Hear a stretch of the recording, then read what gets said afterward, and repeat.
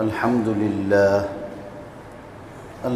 لله نحمده ونستعينه ونستغفره ونؤمن به ونتوكل عليه ونعوذ بالله من شرور أنفسنا ومن سيئات أعمالنا من يهده الله فلا مضل له ومن يضلله فلا هادي له ونشهد أن لا إله إلا الله وحده لا شريك له ونشهد أن سيدنا وسندنا وحبيبنا وشفيعنا ونبينا ومولانا محمدا عبده ورسوله صلى الله تعالى عليه وعلى آله وأصحابه وبارك وسلم تسليما كثيرا كثيرا أرسله الله تعالى إلى كافة للناس بالحق بشيرا ونذيرا وداعيا إلى الله بإذنه وسراجا منيرا أما بعد فأعوذ بالله من الشيطان الرجيم بسم الله الرحمن الرحيم وما آتاكم الرسول فخذوه وما نهاكم عنه فانتهوا واتقوا الله إن الله شديد العقاب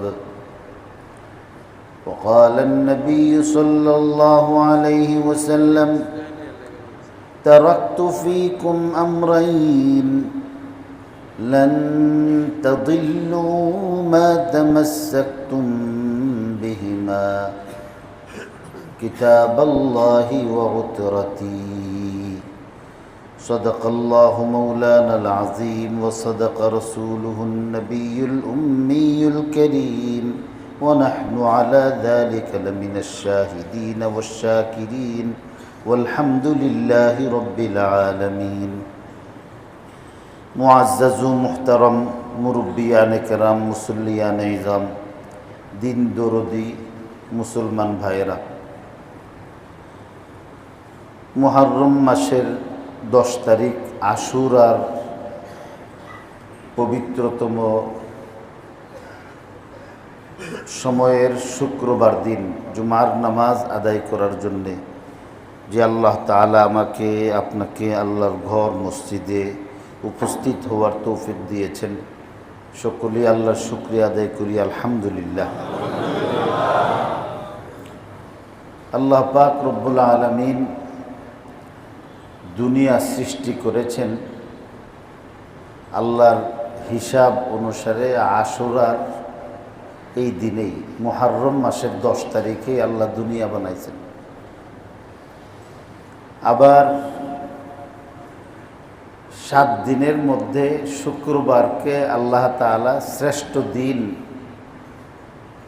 নির্ধারণ করেছেন। হাবিব রসুল করিম সাল্লাল্লাহু আলাইহি ওয়াসাল্লাম হাদিসে পাকে শুক্রবার দিনকে শ্রেষ্ঠ দিন হিসাবে আখ্যায়িত করছেন।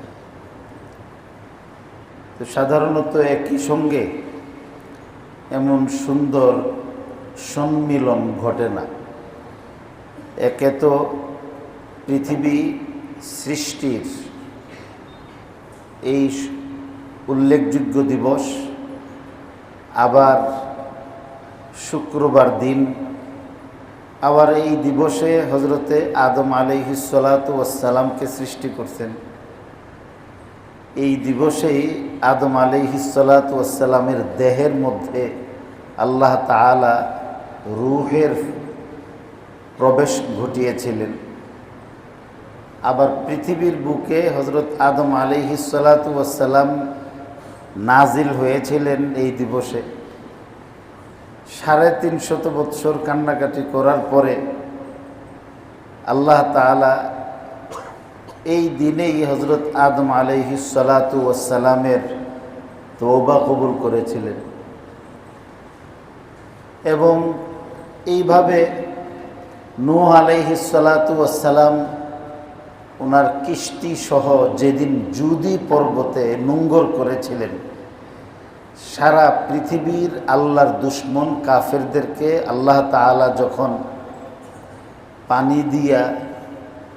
পানির আযাব দিয়ে যখন তাদের ধ্বংস করেছিলেন, তো ধ্বংসপ্রাপ্ত হওয়ার পরে আবার নতুন পৃথিবীতে মানুষের যে অগ্রযাত্রা, হজরতে নূহ আলাইহিস সালাতু ওয়াস সালামের কিস্তির অভিযাত্রীদের মাধ্যমে সেই আবার নবযাত্রাও মুহররম মাসের 10 তারিখে আরম্ভ হয়েছে।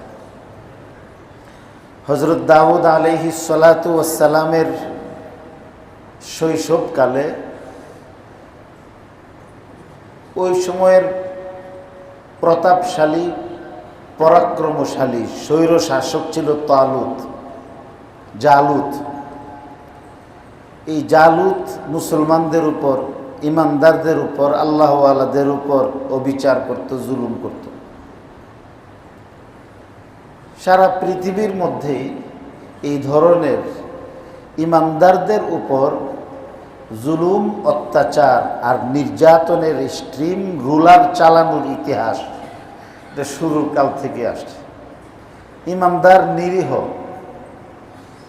ইমানদার আক্রমণকারী হয় না, আক্রান্ত হয়। মুসলমান যুদ্ধ করেছে, কিন্তু এই যুদ্ধগুলি আক্রমণাত্মক যুদ্ধ ছিল না, প্রতিরক্ষামূলক যুদ্ধ ছিল। যারা ইতিহাস পড়াশোনা করেন, ইতিহাসের গবেষক, এরা ভালো করেই জানেন যে বদরের যুদ্ধ থেকে শুরু করে নবীজির জিন্দেগির শেষ যুদ্ধ পর্যন্ত এই সবগুলি আক্রমণাত্মক ছিল না। মুসলমান অগ্রসর হয়ে আগে ভাগে আক্রমণ করে নাই, আক্রান্ত হওয়ার পরে মুসলমান নিজেদের অস্তিত্ব হেফাজত করার জন্যে লড়াই করছে, জিহাদ করছে। অহেতুক আক্রমণকারী তো জালেম হয়, তো জালেম তো আল্লাহর ফাইসালাই নিকৃষ্ট জাহান্নামী। অথচ জেহাদকে হাদিসে পাকে রসুল করিম সাল্লাল্লাহু আলাইহি ওয়াসাল্লাম জান্নাতে যাওয়ার সংক্ষিপ্ত রাস্তা বলছেন। তো এটা যদি আক্রমণাত্মক হইতো, আগ বাড়াইয়া যদি যুদ্ধ করত, অন্যায়ভাবে যদি আক্রমণ করত, তাহলে তো বেহেশতি হওয়ার দূরের কথা, নিজের যা আমল আছে এই সবগুলি বাতিল হইত। রসুল করিম সাল্লাল্লাহু আলাইহি ওয়াসাল্লামের সবগুলি জিহাদ, সবগুলি লড়াই ছিল আক্রমণাত্মক, দিফাই, ইকদামই ছিল না এটা। তো জালুত জুলুম করত।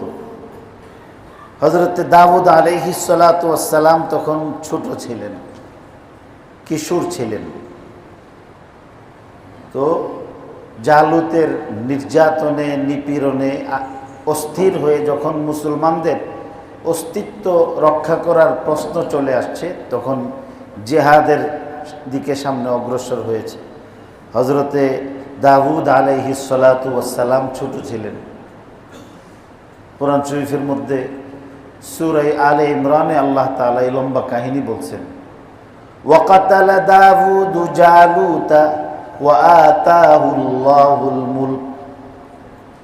হযরত দাউদ আলাইহিস সালাতু ওয়াস সালাম একটা ছোট্ট পাথর নিয়ে তৎকালীন বিশ্বের পরাশক্তি, সবচেয়ে ক্ষমতাধর ব্যক্তির উপরে আল্লাহর নাম নিয়ে একটা পাথর নিক্ষেপ করছে।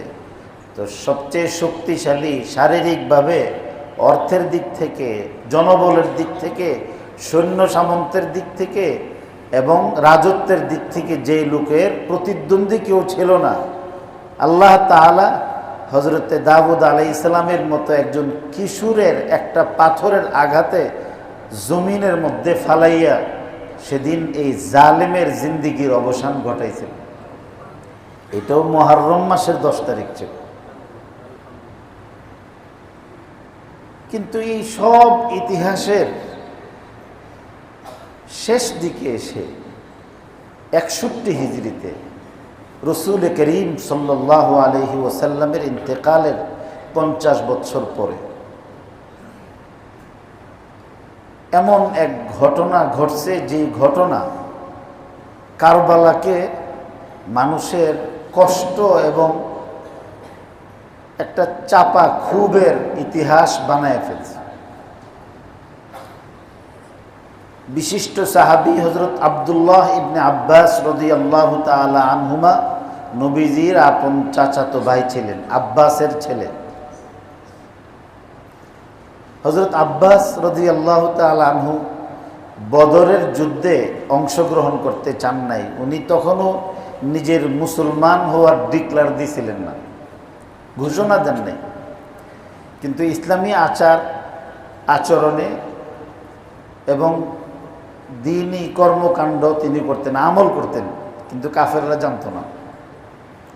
বদরের যুদ্ধ যখন সংগঠিত হওয়ার সময় ঘনাইয়া আসছে, তখন কাফেররা হযরত আব্বাসকে মুসলমানদের বিপক্ষে লড়াই করার জন্যে সবাই জোর করে ধরছে। তিনি অনেক চেষ্টা করার পরেও, যেহেতু আত্মপরিচয় গোপন রাখছেন, এই জন্য উনি যুদ্ধে যাইতে না চাইছেন, কিন্তু বলতে পারেন না কেন যাইতেছেন না। শেষে যুদ্ধে যেতে বাধ্য হয়েছেন। তো এই জন্য রসুল করিম সাল্লাল্লাহু আলাইহি ওয়াসাল্লাম যুদ্ধের আগেই সাহাবায়ে কেরামকে ঘোষণা দিয়েছিলেন যে আমার চাচা আব্বাস যদি কারোর তরবারির আওতায় চলে আসে, আমার চাচা আব্বাসরে তোমরা হত্যা করো না, বলছেন। হযরত আব্বাস রাদিয়াল্লাহু তাআলা আনহু বদরের যুদ্ধে গ্রেফতার হয়েছিলেন। তো অন্যান্য বন্দীদের সাথে যখন হযরত আব্বাসকে বেঁধে রাখা হয়েছিল, তো সারা রাত্র রাসূলুল্লাহ সাল্লাল্লাহু আলাইহি ওয়াসাল্লাম ঘুমাইছেন না। কারণ টাইট করে যে বাঁধছে, বান্ধার কারণে আব্বাস রাদিয়াল্লাহু তাআলা আনহু তখনও রাদিয়াল্লাহু আনহু হন নাই, তো ওনার কষ্ট হইতেছিল। তো এই কষ্টে হযরতে আব্বাসে উনি কুকরাইতেছিলেন, আর রাসূলুল্লাহ সাল্লাল্লাহু আলাইহি ওয়াসাল্লাম ছটফট করতেছিলেন। এই আব্বাস রাদিয়াল্লাহু তাআলা আনহুর ছেলে ইবনে আব্বাস, রাসূলুল্লাহ সাল্লাল্লাহু আলাইহি ওয়াসাল্লামের ইন্তেকালের সময় ওনার 13 বছর বয়স। অত্যন্ত প্রখর বুদ্ধিমত্তার অধিকারী ছিলেন, সমঝদার ছিলেন, আকেল ছিলেন, ফাজেল ছিলেন। রাসূলুল্লাহ সাল্লাল্লাহু আলাইহি ওয়াসাল্লামের খেদমত করছেন, এমনভাবে খেদমত করছেন যে রাসূলুল্লাহ সাল্লাল্লাহু আলাইহি ওয়াসাল্লাম শেষ রাত্রে ইবনে আব্বাসের জন্য দোয়া করতে বাধ্য হয়েছেন। মাথার মধ্যে হাত রেখে বলছেন, আল্লাহুম্মা ফাক্কিহহু ফিদ্দীন ওয়া আল্লিমহু তা'ওয়ীল। যে আল্লাহ, আমার চাচাতো ভাই ইবনে আব্বাস এত ছোট্ট বাচ্চা, এত বুদ্ধি রাখে, আল্লাহ তুমি তারে দ্বীনের বড় ফকিহ বানায়া দাও এবং কোরআন শরীফের সবচেয়ে বড় মুফাসসির বানায়া দাও। তো ফলে উনি যখন শিশু ছিলেন, নাবালক, তখন সমস্ত সাহাবায়ে কেরামের এলেমের সঙ্গে তুলনা করলে তাফসীরের শাস্ত্রে, কোরআনের ব্যাখ্যা জ্ঞানের ক্ষেত্রে সর্বোচ্চ মাকামে আল্লাহ তাআলা হযরত ইবনে আব্বাসকে অধিষ্ঠিত করছিলেন। ওনার আম্মার নাম ছিল উম্মুল ফদল। উম্মুল ফদল ওনার পারিবারিক নাম ছিল, আসল নাম ছিল লুবাবা। তো হযরতে উম্মুল ফদল রাদিয়াল্লাহু তাআলা আনহা একে তো হযরতে আব্বাস রাদিয়াল্লাহু তাআলা আনহুর স্ত্রী, কত ফজিলত দেখেন, হযরতে আব্বাসের স্ত্রী, আবার জলিলুল কদর সাহাবী, ফকিহ, মুফাসসির সাহাবী ইবনে আব্বাসের আম্মা, মুহাদ্দিস ফজল ইবনে আব্বাসের মা, আবার নবীজির স্ত্রী হযরতে মাইমুনা ওনার আপন বোন ছিল। তো সেই হিসাবে আমাদের বাংলা ভাষায় যদি হইতো তো নবীজির জেরোসা ছিল আর কি। তো রাসূলুল্লাহ সাল্লাল্লাহু আলাইহি ওয়াসাল্লামের স্ত্রী হযরত ইবনে আব্বাসের খালা ছিল। আল্লাহর রাসূলের সঙ্গে ওনাদের পারিবারিক সম্পর্ক। উনি একদিন রাতে একটা স্বপ্ন দেখলেন। এই স্বপ্ন দেখে ভয় পেয়ে গেছেন এবং সকালবেলা ভীত সন্ত্রস্ত হয়ে রাসূলুল্লাহ সাল্লাল্লাহু আলাইহি ওয়াসাল্লামের কাছে গেলেন। গিয়ে বলেন যে ইয়া রাসূলুল্লাহ, আমি তো একটা সাংঘাতিক স্বপ্ন দেখছি। স্বপ্ন একটা এমন বিষয় যে এটা সূরত একটা হয় আর এটার অর্থ আর একটা হয়। এই জন্যে আলেম হইলেই যেমন সব আলেমে ফতোয়া দিতে পারে না, মুফতিও লাগে। আর এখন তো মুফতি হইলেও ফতোয়া দিতে পারে না, কারণ পড়াশোনা করে তো না। বাংলাদেশের ডাক্তার আর এখন আমরা মুফতি এক জাতের। টেহা হইলেই আপনি ডাক্তার হইতে পারে, এবিসিডি পড়তে পারলে। একজনের গত সপ্তাহে কেমন ডাক্তারের জগতের মধ্যে আমরা বাস করি। আমার আত্মীয়, আমার ভগ্নিপতি, ওনার পরীক্ষা নিরীক্ষা করার জন্য দিয়েছে। ডাক্তারে বলছে যে আপনার ওনার ডায়াবেটিস। বলতেছে আপনি কি চলতে পারেন, হাঁটতে পারেন, এগুলি জিজ্ঞাসা করছে। হ্যাঁ পারি। তো সব কিছু আরও কিছু পরীক্ষা নিরীক্ষা দিছে। কিছু ওনার ডায়াবেটিস 21 না 22 হয়ে রয়েছে। তো এই সব ওষুধ টষুধ দিয়া পর কিছুকে আপনি আরও এই 2টা পরীক্ষা করেন। আপনার নাম তো আব্দুল হান্নান, তাই না? ওনার নাম হইল হযরত মাওলানা আবু বকর সাহেব। তার কইতেছে আপনার নাম তো আব্দুল হান্নান। কোনো আমার নাম আব্দুল হান্নান হইব কেন? এই যে 2 দিন যাবৎ চিকিৎসা করতেছে, একটাও দেখে না নাম টাকার। পরে ওনার রিপোর্ট বাইর করা হয়েছে 4.5 হইল ওনার ডায়াবেটিস। তো 4.5 ডায়াবেটিস আর ওনারে 22 ধইরা ওনার চিকিৎসা করতেছে। কেন? কোনো লেখাপড়া নাই, বাপের টাকা আছে, পয়সা আছে, আর কতগুলি মানে মেডিকেল কলেজের নামে কতগুলি আপনার দুষ্ট লোক বানাইবার কারখানা দিয়ে দিচ্ছে। হারামখোর, হারামভাবে টাকা উপার্জন করছে, কলেজও হারামভাবে দিছে, আর ডাক্তারও হারামভাবে হয়েছে। এখন হারাম খাইয়াই আপনি সব কিছু করতেছে। একটাও বলতে পারে না যে কার রূপ কি আছে। এখন তো আমি বলি যে এবিসিডি পড়তে পারে, এর চেয়ে বড় ডাক্তার কেউ নাই। কারণ চিকিৎসা তো নিজে করুন লাগে না। গেলেই মনে করেন এক গাধা কি করবেন, এই টেস্ট, এই বিভিন্ন টেস্ট দিয়ে দিব। দেওয়ার পরে এরপরে মনে করেন কম্পিউটারের মধ্যে কোন গ্রুপের কতগুলি ওষুধ বাংলাদেশে পাওয়া যায়, অ্যামোক্সিসিলিন গ্রুপের কতগুলি, কোন ফার্মাসিউটিক্যালসের এরা কী করতেছে, নাম বদলায় বদলায় খালি ক্লিক করে দিলেই তো। আমিও চিকিৎসা করতে পারি। এই জন্য বলছিল যে নিমে মোল্লা জানে খতরা, নিমে তবিব, নিমে মোল্লা জানে খতরায় ইমা, নিমে তবিব খতরায় জান। আধা ডাক্তার হইল জানের দুশ্মন, আর আধা মোল্লা হইল ইমানের দুশ্মন। কারণ কোনটা বেদাত, কোনটা শুদ্ধ, কোনটা অশুদ্ধ পাবলিক জানে না, এগুলি আলেমরা জানে। তো পাবলিক গুমরা হওয়ার আগে মোল্লারা গুমরা হবে। জি কুয়েন না, মনে তো একটা কি চেয়েছে, সবাই খালি জি কুয়া একটা চিৎকার করে ওঠে, বুঝে না বুঝে। আবার হুজুররাও ওয়াজ করে জিজ্ঞাসা করে ঠিক না বেঠিক। পাবলিক যদি ঠিক না বেঠিক বুঝতো তাহলে আর আপনারা দাওয়াত দানছেন ওয়াজ করবার লাগি। এটা মানে গুলক ধাঁধার রাজত্বে আমরা বসবাস করি, যার যেভাবে খুশি করতে চায়, হালাল হারামের কোনো ইয়ে নাই।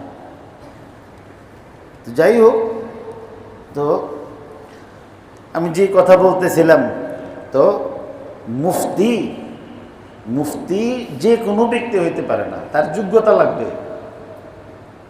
ডাক্তারও সবাই ডাক্তার হইতে পারে না, তার মেধা লাগবে। কিন্তু এখন হয়েছে পয়সা দিলে ডাক্তারি সার্টিফিকেট বের করবে, এমবিবিএস হইতেছে, রোগীর চেয়ে ডাক্তার বেশি। এই কথাটা বাদশাহ আকবরের দরবারের মধ্যে উনি প্রশ্ন করছিলেন যে পৃথিবীর মধ্যে রুগী বেশি না ডাক্তার বেশি? সবাই বলছে যে রুগী বেশি। তো ওনার দরবারের একটা টেকনা আছে, উনি বলছে জাহাপনা, আপনি যদি আমাকে অভয় দেন বলতে পারি।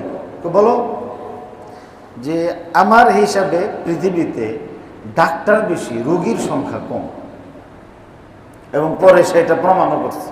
তো যাই হোক, তো হজরতে আব্বাস রাদিয়াল্লাহু তাআলা আনহু সাহাবা একরামের মধ্যে ফকিহ সাহাবী, মুফাসসির সাহাবী। তো ওনার আম্মা উম্মুল ফদল রাদিয়াল্লাহু তাআলা আনহা স্বপ্নে দেখছেন। তো স্বপ্ন দেখে উনি বলছেন যে আমি একটা মারাত্মক কঠিন স্বপ্ন দেখছি। তো ফতোয়া যেমন সবাই দিতে পারে না, তো স্বপ্নের ব্যাখ্যাও সব আলেম দিতে পারে না। স্বপ্নের ব্যাখ্যা দেওয়ার জন্যে, তফসিরের জন্য যেমন মিনিমাম 15টা এলেমের দরকার পড়ে, এই এলেমের সঙ্গে আরও কিছু এলেমের দরকার পড়ে। ওই এলেমগুলির সঙ্গে তার আইকিউ লাগবে, মেধা লাগবে, এটার সমন্বয় দিয়া বের করা। হজরতে কাসেম নানতভী রহমতুল্লাহ আলাইহি স্বপ্নের বড় ব্যাখ্যাকার ছিলেন। নবী রসুলদের মধ্যে সবচেয়ে বেশি, আমাদের নবীর হিসাব বাদ দিয়ে, যে নবীদের স্পেশাল বৈশিষ্ট্য ছিল, এর মধ্যে স্বপ্নের ব্যাখ্যার স্পেশাল বৈশিষ্ট্যের অধিকারী ছিলেন হজরতে ইউসুফ আলাইহিস সালাম। হজরত ইউসুফ, তো এই জন্যে স্বপ্ন দেখার পরে আমাদের অনেকে না বুঝে স্বপ্ন দেখে আমাদের কাছে ব্যাখ্যার জন্য আসে। নিজে যদি ব্যাখ্যা করে পেলে, স্বপ্ন দ্রষ্টা যে দেখছে নিজে ব্যাখ্যা করলে পরে এই ব্যাখ্যা হুজুর দিয়া করাইলে কোনো কাজ হয় না। এই জন্য হাদিসে পাকে রাসূল করিম সাল্লাল্লাহু আলাইহি ওয়াসাল্লাম শিখাইছেন যে যদি এমন কোনো স্বপ্ন দেখো যেটা ভয়ের মনে হইতেছে, তাহলে ঘুম ভাঙ্গার পরে বাম দিকে ছোট্ট করে 3টা থুতু দেওয়া, ফুৎকার, যে ফুৎকারের সাথে হালকা থুতু আইব, হাত করে কাশি মেরে দিয়ে না আরেকজনের উপরে 3বার দিবার কথা কইছে, একবার খাত করে দিয়ে মুখের মধ্যে মারছে আরেকজন। আর যদি মনে করেন মসজিদের মধ্যে এতেকাফ, তবলিগের মেরে ভাই, আপনারা যখন তবলিগও যাইবেন ওই সময় যদি মনে করেন এই খাত করে মারেন, তাহলে কিন্তু সুন্নতের উপর আমলের কি হইব না হইব, একটা কাজ্যা কিন্তু একটা হইব মারাত্মক, ধুমসে একটা ঝগড়া হবে। থুতো মানে ফুৎকারের সাথে হালকা কিছু একটা, মানে পানির কণিকার মতো আর কি, জলীয় কণিকার মতো, এটা থুতুর কণিকা যাইবে, একদম শুষ্ক ফুৎকার না। এটা 3বার এইভাবে দিয়ে পার্শ্ব পরিবর্তন করে ঘুমায় যাওয়া। আর যিনি বুঝবেন এমন ব্যক্তি, আর শুধু বুঝবেন যে এটা না, যিনি আপনার হিতাকাঙ্ক্ষী, যে আপনার ভালো চায়, এমন ব্যক্তির কাছে, সব আলেমের কাছে না। আল্লাহ তাআলা কোরআন শরীফের মধ্যে এই সম্পর্কে আয়াত নাযিল করছেন সূরা ইউসুফের মধ্যে। ক্বালা ইয়া বুনাইয়া লা তাকসুস রুয়াকা আলা ইখওয়াতিক ফায়াকিদু লাকা কাইদা ইন্নাশ শাইতানা লিল ইনসানি আদুউম মুবিন। সবের কাছে বলেন নাই। এই জন্যে স্বপ্ন দেখে সাধারণ মানুষে বলে কি, হুজুর আজকে রাত্রে একটা খারাপ স্বপ্ন দেখছি, হুজুর খুব খারাপ স্বপ্ন দেখছি। এটার কি ব্যাখ্যা? আমি আর কি করুম, তুমি তো করে লাইছো খারাপ, তার আমি এখন বালা করে কি করবো? এই জন্যে স্বপ্ন দেখার পরে খারাপ দেখছি, ভালো দেখছি, আপনি বুঝেন তো বলেন, এইগুলি বলা নাই। এই জন্য আল হুজুর একটা স্বপ্ন দেখছি, আমার ভয় লাগতেছে, এই ধরনের নিজের হালাত বলবেন, ফাইসালাত করেন না। তো হজরতে উম্মুল ফদল রাদিয়াল্লাহু তাআলা আনহা রাত্রে স্বপ্ন দেখছেন। কি স্বপ্ন দেখছেন? স্বপ্ন দেখেন রাসূলুল্লাহ সাল্লাল্লাহু আলাইহি সাল্লামের শরীর থেকে একটা গোশতের টুকরা খসে পড়ে গেছে। তো ভয়ের স্বপ্ন, আল্লাহ রসুলের শরীর থেকে গোশতের টুকরা খসে পড়ছে, আর উনি এটাকে হাতে নিছেন, নিয়ে আবার রাসূলুল্লাহ সাল্লাল্লাহু আলাইহি ওয়াসাল্লামের কাছে গেছে, হুজুর আপনার শরীরের এই গোশতের টুকরাটা পড়ে গেছে। তো এটা দেখে উনি খুব ভয় পাইছেন, কিন্তু ব্যাখ্যা তো জানেন না। আল্লাহ রসুলের কাছে যখন এই স্বপ্নের কথা বলছেন, রাসূলুল্লাহ সাল্লাল্লাহু আলাইহি ওয়াসাল্লাম হাসি দিয়ে, মুচকি হাসি দিয়েছেন। আল্লাহর রসুল কখনো অট্ট হাসি দিতেন না।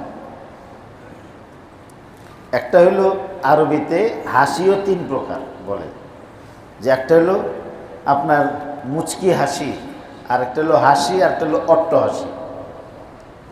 তাবাসসুম বলা হয় মুচকি হাসিকে, আর আওয়াজ ছাড়া দাঁত দেখা গেছে এটাকে দিহিক বলে। আর যে হাসির সঙ্গে আপনার আওয়াজ হয়, আমরা যেটা করি হাসি মেরে দিছে, তো এইভাবে আওয়াজ যদি হয় তাহলে এটাকে অট্ট হাসি বলে। এর দ্বারা নমাজের বাহিরে হইলেও দিল মইরা যা, আর নমাজরত অবস্থায় যদি কোনো ব্যক্তি এমন হাসি দেয় তাহলে নমাজও ভাঙ্গে, উজুও ভাঙ্গে, নমাজও ভাঙ্গে, উজুও ভাঙ্গে। রাসূলুল্লাহ সাল্লাল্লাহু আলাইহি সাল্লাম কখনো কাহা দেন না, অট্ট হাসি দেন না। যখন বলছেন যে আল্লাহ রসুলের শরীর থেকে গোশতের টুকরা পড়ে গেছে, উম্মুল ফদল লুবাবাহ ইবনুল বিনতুল হারিস এই গোশত নিয়েছেন, তো নিয়ে রাসূলুল্লাহ সাল্লাল্লাহু আলাইহি ওয়াসাল্লামের কাছে দিয়েছেন।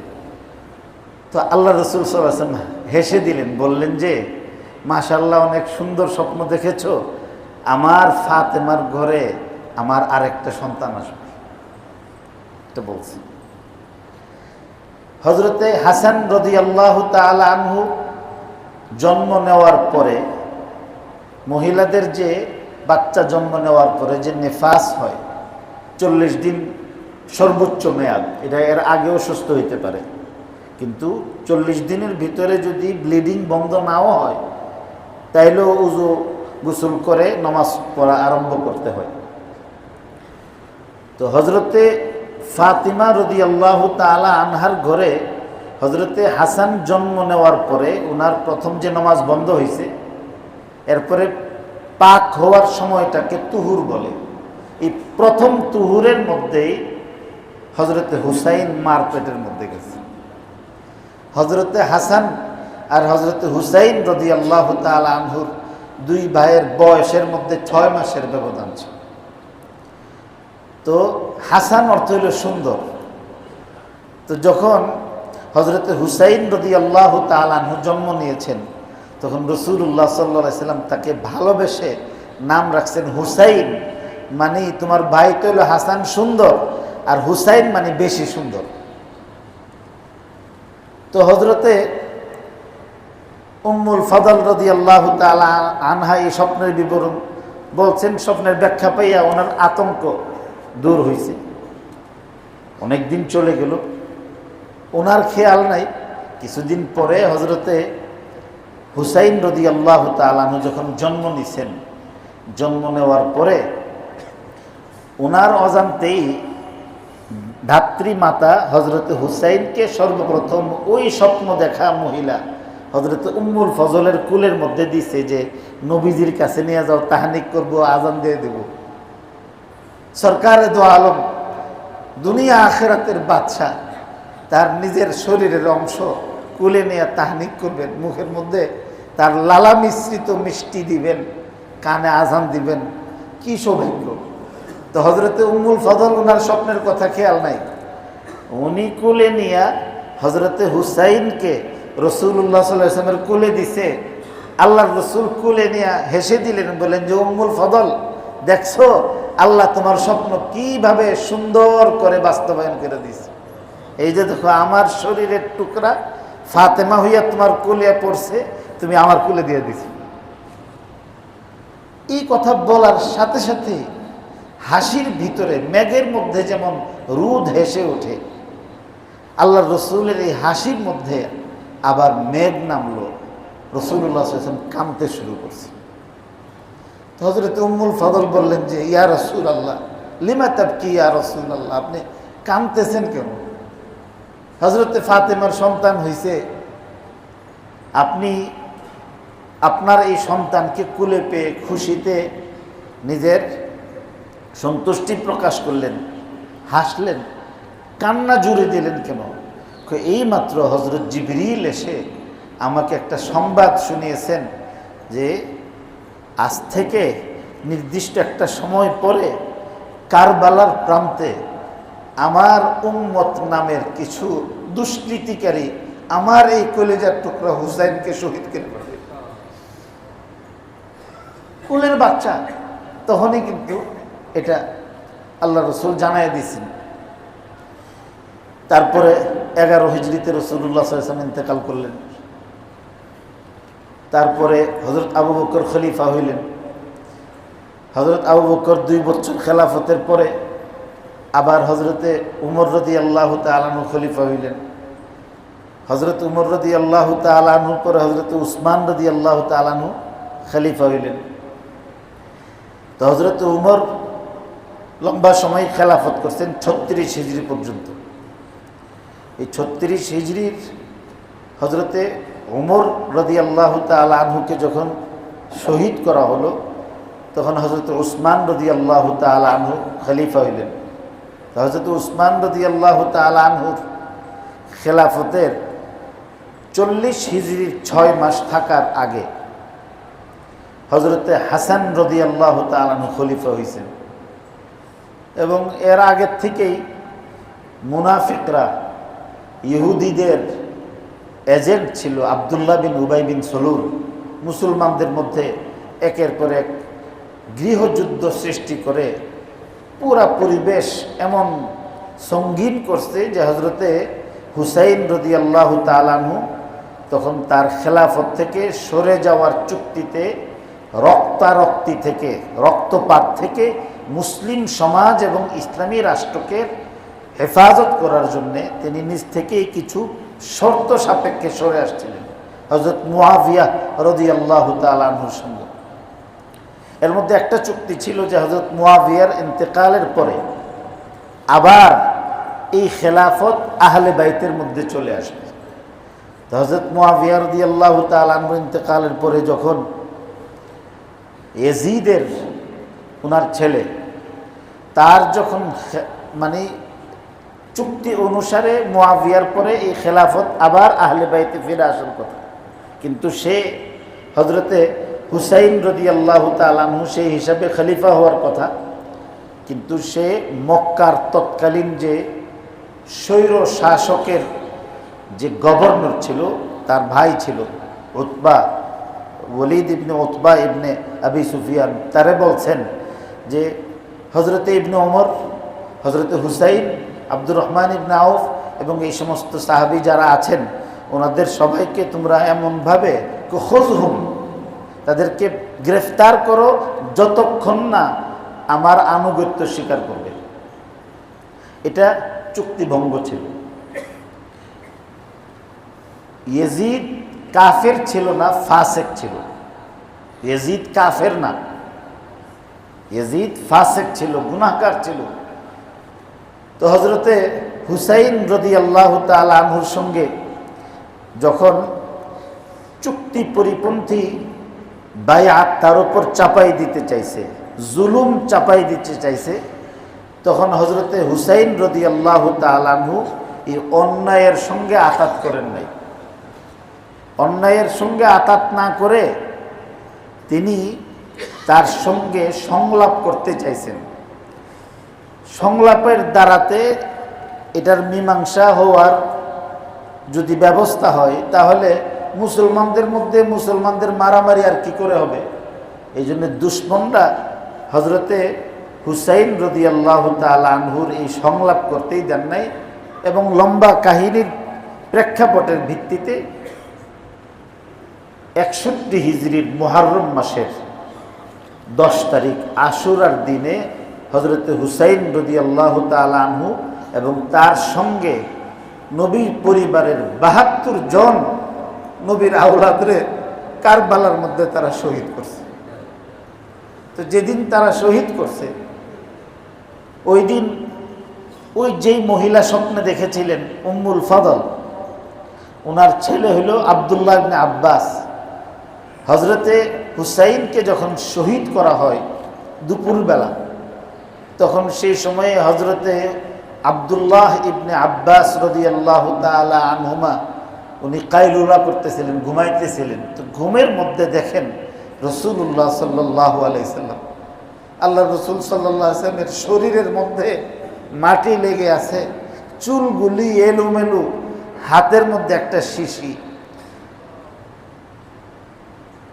হযরতে ইবনে আব্বাস রাসূলুল্লাহ সাল্লাল্লাহু আলাইহি ওয়াসাল্লামকে প্রশ্ন করছেন যে ইয়া রাসূলুল্লাহ, আপনাকে এমন এলোমেলো দেখাচ্ছে কেন, পেরেশান, শরীর দূষরিত, হাতের মধ্যে একটা বোতল, এই বোতলের মধ্যে আবার কি?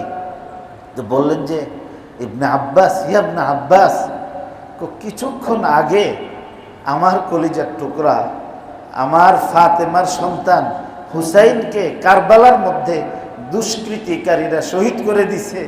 আমি মাটি থেকে আমার হুসাইনের কিছু রক্ত এই শিশির মধ্যে আমি সংরক্ষণ করছি।